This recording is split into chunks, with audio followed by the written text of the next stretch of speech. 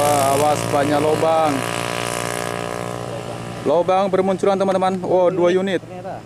Oh, ada lagi belakang. Wah, konvoy 3 unit NPM. Pulang rantau teman-teman. Dari arah rantau. Efek kejebak macet di daerah Betung teman-teman ya. Efek macet. Baru lepas ke Desa Pelayang menuju ke Kota Muara Tebo.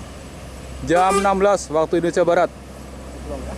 Woi, masuk. Oh, nggak jadi. Ada V80.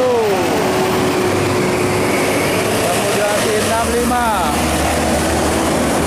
dan V75.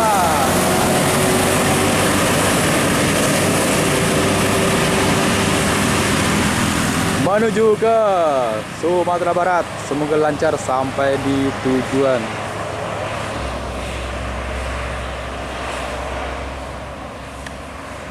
Sultan kelas semua teman-teman.